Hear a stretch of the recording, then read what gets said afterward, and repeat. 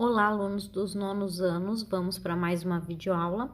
Lembrando vocês que essa videoaula são para 15 dias, então da semana de 3 a 6 de novembro e de 9 a 13 de novembro, tá bom? Nós vamos terminar a apostila do terceiro bimestre hoje e já dar início à apostila do quarto bimestre. Quem ainda não tem ela em mãos, pode, buscar na escola, mas mesmo assim, acompanhando a videoaula, minha leitura consegue fazer mesmo não tendo pego ainda.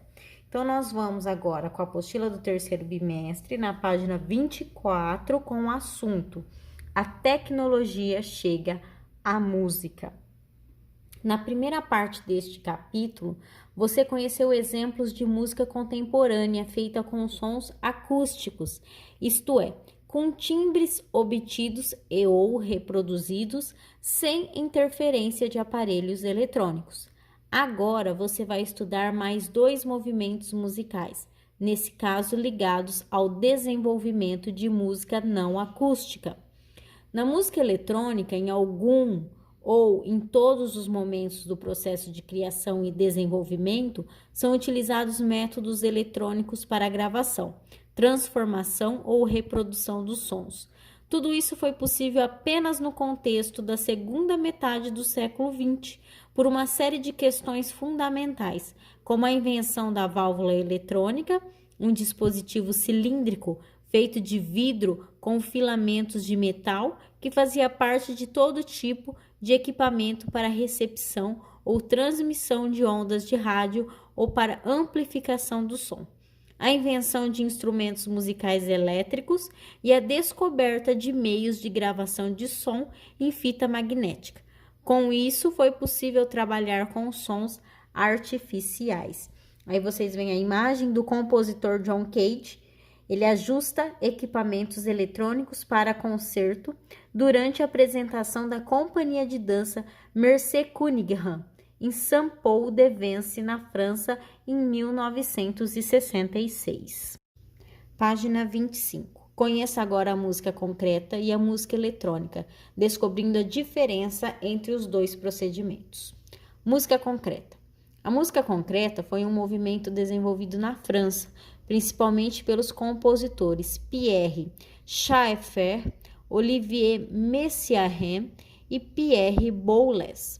Seus trabalhos incluíam a utilização de fitas magnéticas para gravar e recompor sons de origem industrial, natural ou humana. Pierre Schaeffer, com o uso de gravadores com fita magnética, gravava sons do meio ambiente, natural ou urbano. Com o auxílio de outros gravadores e outras fitas, Schaeffer manipulava esses sons, alterando a altura, a intensidade, os timbres e a densidade, regravando-os com as modificações e sobrepondo-os, buscando efeitos e massas sonoras diferentes. Ele criava narrativas com ruídos colhidos no cotidiano, de vozes e risadas de pessoas, de sons de instrumentos musicais e etc. Esse tipo de música foi denominado música concreta, pois é produzido por meio da edição de áudio de fragmentos de sons e ou ruídos. Esses fragmentos eram chamados de objetos sonoros ou concretos. A música concreta também pode ser entendida como a aplicação de dispositivos eletrônicos para captação ou manipulação de sons de origem não eletrônica. Aí vocês têm uma imagem, O compositor e teórico francês da música, Pierre Schaeffer, por volta de 1961, rodeado por fitas magnéticas que utilizava em suas composições. Na sequência, vocês têm uma atividade que vocês irão realizar, para ser entregue, então em folha separada, com aquele cabeçalho que eu digo sempre, nome da escola, disciplina, professora, semana. A semana vocês podem estar colocando de 3 a 13 de novembro, nome, número e série. Coloquem atividades, página 25, copiem o enunciado e responda. Para conhecer mais sobre a música concreta, escute o primeiro exemplo desse tipo de música, composto e manipulado pelo compositor francês Pierre Schaeffer. 1910 e 1995, em 1948. Nesse caso, o uso de meios eletrônicos foi fundamental para a gravação, a manipulação e a organização dos sons em forma de música.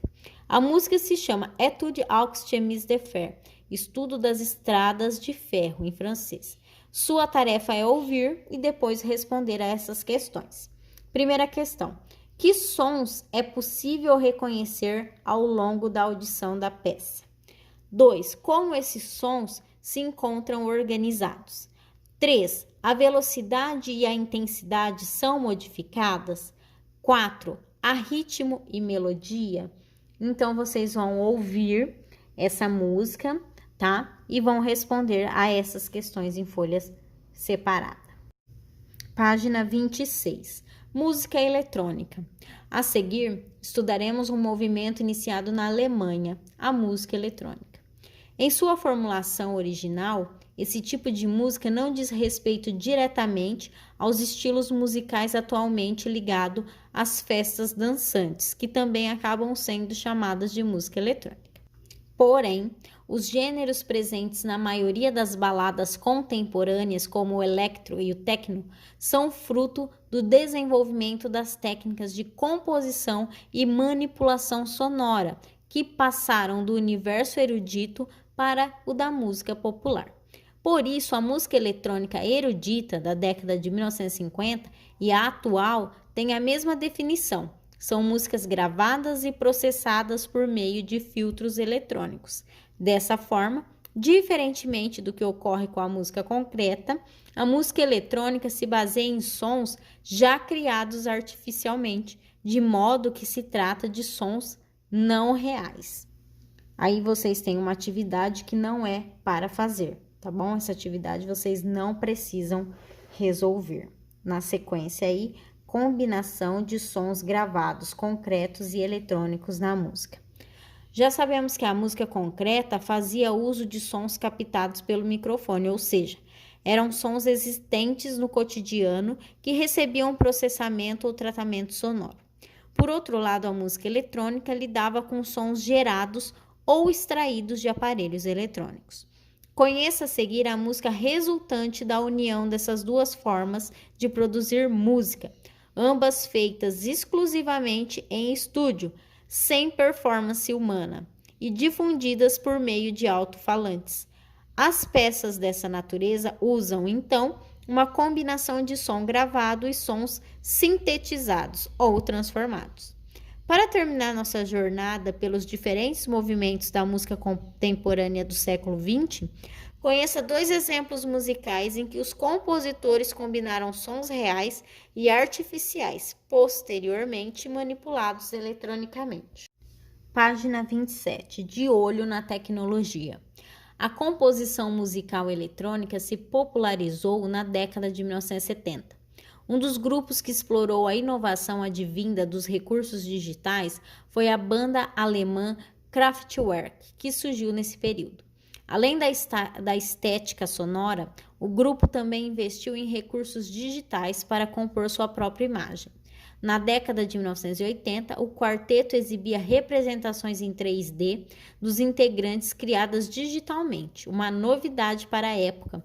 Assista na internet um dos vídeos mais famosos da banda, Music Non-Stop. Então é uma sugestão, quem quiser estar vendo pode procurar. Um pouquinho de Brasil. No Brasil, uma das grandes personalidades da música eletrônica foi Sônia Abreu, considerada a primeira DJ brasileira. Quando Sônia começou seu trabalho, a profissão ainda não tinha nome. Os DJs eram chamados de sonoplatas. Um de seus projetos musicais revolucionários foi a rádio móvel, intitulada Ondas Tropicais, onde Sônia se apresentava em lugares diversos, como parques, ruas e até barcos. Então, DJ é uma sigla em inglês para disc jockey, é a pessoa que seleciona, toca e manipula músicas em uma mesa de som. Eu quero explicar para vocês, né? Então, aqui, ó, na página 27, vocês têm os processos criativos. Aí, na sequência, deixa eu só estar abrindo aqui para vocês, 28, 29 e 30, né? Também tem o que aprendi. Nós não vamos estar fazendo. tá bom? Eu e a professora Aline estamos selecionando atividades que deem para vocês fazerem em casa, né? Que seja compatível com esse momento que nós estamos passando, né? Então, muitas são apresentações, às vezes trabalho em grupos, então não tem como estar realizando. Por isso, nós vamos estar pulando essas páginas e assim encerrando a apostila do terceiro bimestre. Agora, nós vamos dar sequência com a apostila do quarto bimestre. Iniciando então a apostila do quarto bimestre, capítulo 7, com o tema Espaços da Arte. E aí vocês têm uma imagem, é o interior do Museu Metropolitano de Arte de Nova York, um dos mais importantes do mundo e o maior dos Estados Unidos. Neste capítulo, você vai ampliar seus saberes sobre os museus, que são espaços destinados a guardar, coletar, conservar, pesquisar e expor a arte e a história para o público. Além disso, o capítulo apresenta o modo como os diversos tipos de sons, instrumentos e gêneros da música são pensados e como as pessoas se relacionam com ela. Na sequência, vocês têm espaço de diálogo, nós não vamos fazer, porque seria um bate-papo em sala de aula, tá bom? Agora, na sequência, na página 3, vocês encontram os objetivos deste capítulo, que são conhecer a origem dos museus de arte, estudar sobre os museus como espaços expositivos, conhecer o Museu Nacional de Belas Artes, compreender o conceito de patrimônio cultural, estudar sobre o compositor e suas escolhas sonoras e expressivas, conhecer a orquestra e a classificação dos instrumentos. Onde está a arte? O ato de colecionar, no desenvolvimento das civilizações, deu origem aos museus, como os conhecemos atualmente. No entanto, as coleções passaram por um longo processo de transformação e aperfeiçoamento, até tomarem a feição do museu atual. As coleções na Grécia e na Roma Antiga. A palavra museu vem do grego moseion, que significa templo das musas. De acordo com a mitologia grega, as musas eram deusas das artes e das ciências, nascidas da união entre Zeus, deus dos deuses, e Mnemosine, deusa da memória. No templo das musas se guardava o conhecimento da humanidade. Ali era possível apreciar muitos objetos preciosos ou exóticos mediante o pagamento de uma taxa. Aí vocês têm uma imagem, busto em mármore do século III a.C., representando Ptolomeu I Soter, general de Alexandre o Grande e fundador da Biblioteca de Alexandria. Na cidade de Alexandria, no século III a.C., a pedido do rei Ptolomeu I Soter, 367-283 a.C., foi construído um tipo de centro de pesquisa, composto de um conjunto de edifícios, entre os quais estava um templo das musas, um jardim botânico, um pequeno zoológico, uma escola de filosofia e a famosa Biblioteca de Alexandria, a qual era composta de um anfiteatro, um observatório, salas de trabalho e de estudo. Aí vocês têm a imagem, né?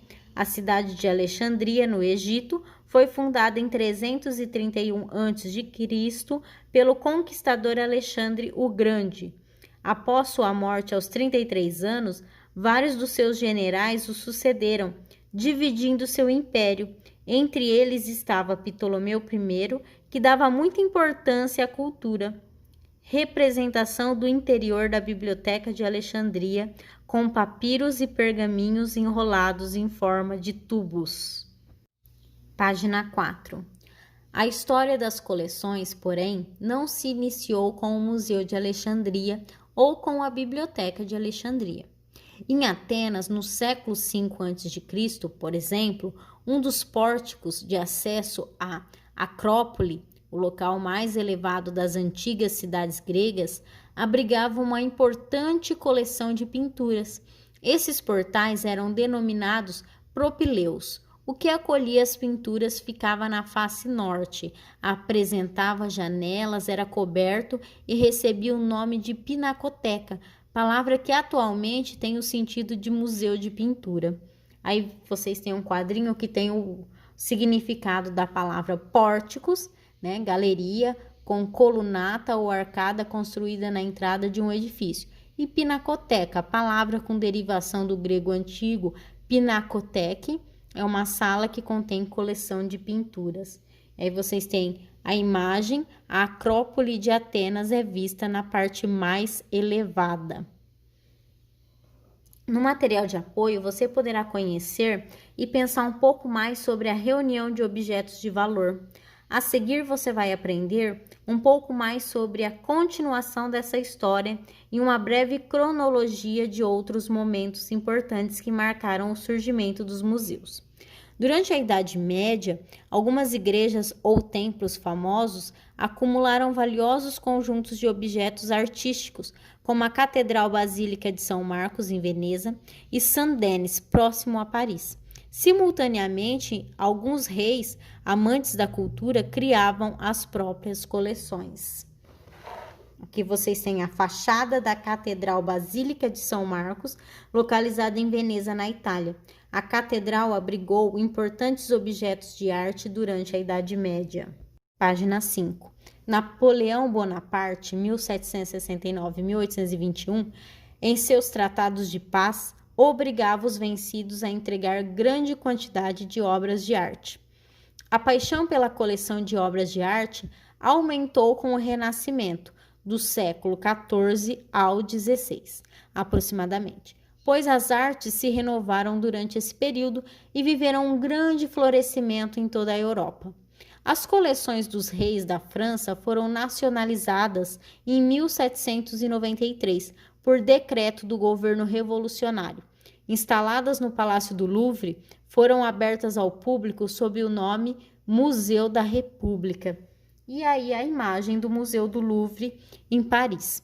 Abriga uma das maiores coleções de arte do mundo. Quase 35 mil objetos, que vão da pré-história ao século XXI, são exibidos em uma área de 60,6 mil metros quadrados. Em 2018, o museu bateu seu próprio recorde, ultrapassando 10 milhões de visitantes naquele ano. O Louvre é o museu mais visitado do mundo atualmente.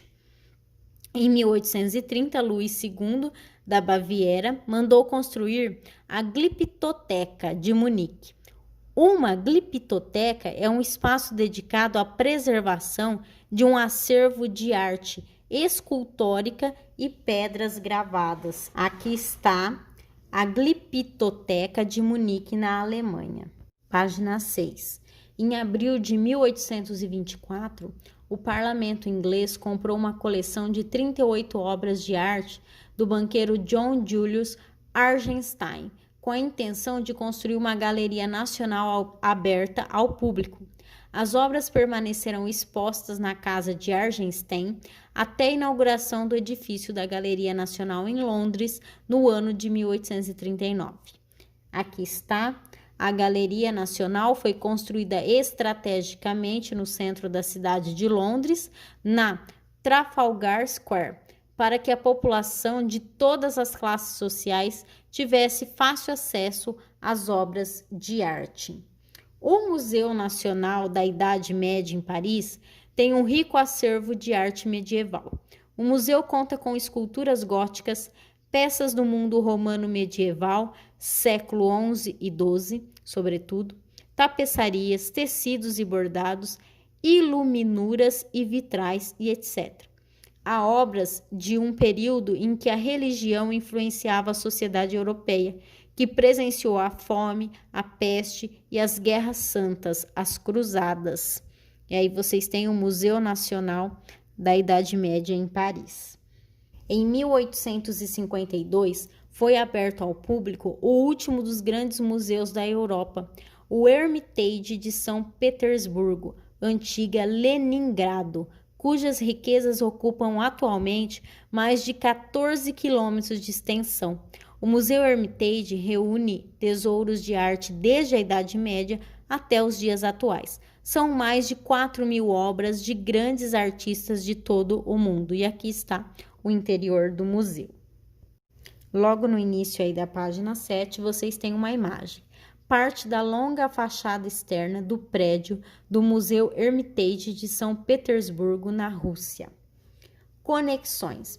Talvez em 1508, ano de início da obra, Michelangelo não imaginasse que o teto da Capela Sistina viria a ser um dos espaços de visitação de arte mais famosos do mundo. A pintura, que levou 4 anos, de 1508 a 1512, para ficar pronta, muito mais do que apenas decoração do teto de uma capela, tornou-se uma das mais emblemáticas obras de arte da história ocidental. O Vaticano disponibiliza uma visita virtual em que se pode demorar nas pinturas de Michelangelo e apreciar detalhes que muitas vezes passam despercebidos junto à multidão de turistas que visitam todos os dias o local. E aí vocês têm a imagem, né, da obra de Michelangelo, a criação de Adão. Detalhe da pintura de Michelangelo no teto da Capela Sistina. Página 8, curiosidade. E que maravilhas tem Florença? Incrivelmente, ela abriga quase 1/5 dos tesouros de arte do mundo ocidente. 1/5. Um itinerário completo pela cidade inclui arquitetura, escultura e pintura, os grandes museus Bargello e Uffizi, mas também os pequenos, Sittibert e Horn, edifícios públicos, palácios e inúmeras igrejas, Botticellis, Leonardos, Michelangelos, Giottos, Massácios, Fra Angelicos, Gózolis, Pontornos e Donatellos. E mesmo que você consiga ver tudo isso, mesmo que fique em Florença 1 ano ou 5, sempre haverá algo que você terá deixado escapar. À medida que viajar foi ficando mais fácil, a estadia média em Florença diminuiu drasticamente, de modo que hoje o usual é ver a cidade em uns poucos dias e mesmo em umas poucas horas. Em 1989, Graziella Megerini, psiquiatra do Hospital de Santa Maria Nuova, observou tantos casos de estrangeiros que literalmente desmaiavam depois de terem visto arte em demasia, que ela denominou o fenômeno Síndrome de Stendhal, evocando um episódio do Diário do Romancista em que recorda palpitações e sensações de desmaio durante uma visita à Basílica de Santa Croce, em 1817. Eu estava em uma espécie de êxtase pela ideia de estar em Florença e pela proximidade dos grandes homens cujas sepulturas eu acabara de ver. Absorto na contemplação da beleza sublime, eu a via de perto, eu a tocava, por assim dizer. Eu havia chegado àquele ponto da emoção onde se encontram as sensações celestiais dadas pelas artes e os sentimentos apaixonados. Saindo de Santa Croce, senti palpitações, a vida se esgotara em mim, eu caminhava com medo de cair. Davi Leavitt, Florença, um caso delicado. São Paulo, Companhia das Artes, 2002, página 30-32. E aí vocês têm a imagem da fonte de Netuno, construção de 1574, em uma praça em Florença, na Itália. Então, Florença é um lugar que você encontra inúmeras obras de artes, né? Pinturas, esculturas, arquitetura e muito mais coisas. Na sequência, vocês têm uma atividade que é para ser realizada. Então, continuando na mesma folha que vocês fizeram a atividade anterior, coloquem atividades, página 8, copie os enunciados e responda as questões. Com base no texto anterior, responda as questões a seguir. 1. De acordo com o texto, qual a importância das coleções de Florença para a arte ocidental? 2. Como você descreveria a síndrome de Stendhal? 3. Você acredita que é possível ter um sentimento assim diante de uma obra de arte? 4. Você já sentiu algo semelhante ao contemplar uma obra de arte? Que obra era essa? Então, façam essas questões. Vocês vão ver que a maioria são respostas pessoais ou então com base no texto. Página 9. Museu Nacional de Belas Artes. Muitos museus de arte surgem devido à doação do acervo de artistas ou colecionadores ainda em vida ou da doação das famílias depois que morrem. Vamos conhecer um pouco sobre o surgimento do primeiro museu de arte do país, o Museu Nacional das Belas Artes, MNBA. Ele foi criado no estado do Rio de Janeiro no século XX, porém suas origens remontam à chegada da família real ao Brasil em 1808. Nessa ocasião, o príncipe regente Dom João, coroado posteriormente como Dom João VI, trouxe com ele uma coleção de obras europeias. Após seu retorno para a Europa, grande parte dessa coleção permaneceu no Brasil e constitui atualmente o núcleo do acervo europeu do museu. Tudo começou durante o período em que Dom João VI permaneceu no Brasil, quando fundou a Escola Real de Ciências, Artes e Ofícios, rebatizada anos mais tarde como Academia Imperial de Belas Artes e mais uma vez como Escola Nacional de Belas Artes. Nessa instituição, com as obras doadas pelo rei e outros itens adquiridos posteriormente, foram criadas uma pinacoteca e uma gliptoteca. Esse acervo se transformou no Museu Nacional de Belas Artes, criado oficialmente em 1937 e inaugurado em 1938. O MNBA é, na atualidade, um dos mais importantes museus de arte brasileira. Apresenta uma coleção de mais de 15 mil peças, que conta com pinturas, esculturas, desenhos e gravuras, arte decorativa, mobiliário, arte popular e um conjunto de peças de arte africana. E vocês têm a imagem da fachada do Museu Nacional de Belas Artes no Rio de Janeiro. Na página 10, vocês encontram mais uma atividade a ser realizada, na verdade é uma pesquisa. Ela se inicia aí dizendo reúna-se com os colegas, mas vocês vão fazer individualmente. Vocês vão perceber que lá no link estará escrito individualmente. Então, vocês vão ver essas questões que tem aí, vão pesquisar, né? Copiem os enunciados, coloquem pesquisa, página 10, tá? Copia individualmente, faça a pesquisa e responda as questões a seguir. A. Que tipo de conhecimento um museu pode transmitir? Porque as pessoas colecionam. E vocês, colecionam algo? Se sim, como selecionam, guardam e conservam a coleção? Quem pode ver a coleção e quando? Desde quando colecionam? Então, essa é uma pergunta pessoal. A C. Pesquisem e descubram quais são os museus de arte que existem nos demais estados do Brasil. Então, vamos fazer aí uma pesquisa dos museus de arte mais importantes dos outros estados aqui do Brasil, tá bom? Então, façam essa pesquisa, as duas atividades anteriormente, vocês têm 15 dias para estar realizando, então é tempo suficiente. Na sequência, vocês têm processos criativos que vocês não vão fazer, ok?